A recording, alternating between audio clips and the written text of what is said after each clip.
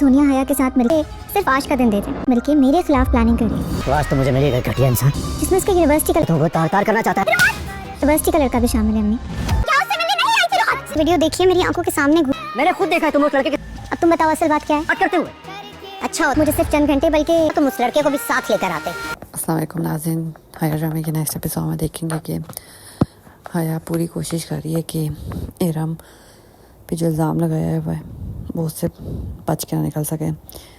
तो सोनिया के साथ मिलके और प्लानिंग करती है जिसकी वजह से इरम पे ये धब्बा पक्का लग जाए और सब घर वाले इरम की बात को यकीन ही ना करें।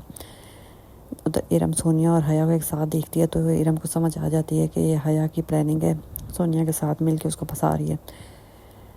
क्योंकि वो इरम उन दोनों का पीछा करती है तो उसको पता लगता है कि वो लड़का सोनिया की यूनिवर्सिटी का है और सारा प्लानिंग कर रहे हैं इरम के ख़िलाफ़।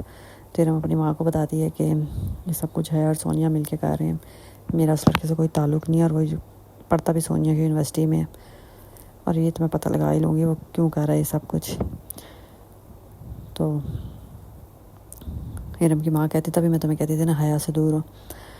उधर हया की भाभी से कहती है कि जब से तुमने ये वीडियो दिखाई है मुझसे तो सब्र ही नहीं हो रहा। तो हया उन्हें उसे कहती है कि बस मुझे 4 घंटे दे, बल्कि सिर्फ आज का दिन दे दें तो सब कुछ सबके सामने आ जाएगा।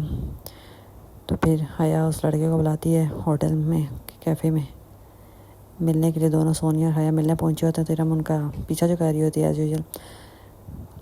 तो हया और सोनिया इरम को देख लेते हैं, वहाँ से रफू 2 चक्कर हो जाते हैं, छुप जाते हैं। तो इरम जब तक पहुंचती वहाँ पे दोनों होती नहीं है तो लड़का अकेला बैठा होता है तो इरम उससे बात करने लगती है कि वो ऐसा क्यों कर रहा है, उसके साथ क्या बिगाड़ा है उसने उसका। उधर हया रोहान को फ़ोन करके बुला लेती है उसी कैफ़े में।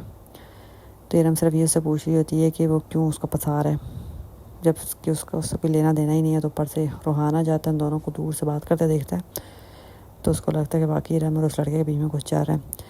तो रोहान जाता है उस लड़के के पास, उसको रख के थप्पड़ लगाता है और कहता है घटिया इंसान तो मुझे आज यहाँ पे मिल ही गए, जो हमारे ख़ानदान की इज़्ज़त बर्बाद करने पे तुला है। वहाँ से इरम को पकड़ के ले जाता है और रोहान घसीटता हुआ अपनी माँ के आगे और कहता है ये पकड़ें इसको, हमारे ख़ानदान की इज़्ज़त मिट्टी में मिलाने में लगी हुई है। उस लड़के के साथ पकड़ा है। तो रोहान की माँ कहती है बहुत अच्छा होता कि तुम उस लड़के को भी इसके साथ लेके आते, फिर मैं इनका कोई फ़ैसला करती। उधर हया बड़ी खुश होती है कि अब तो रोहान इरम की बात पे बिल्कुल भी यकीन नहीं करेगा, अब उसने अपनी आंखों से जो देख लिया। तो अब उसको यही सच्चाई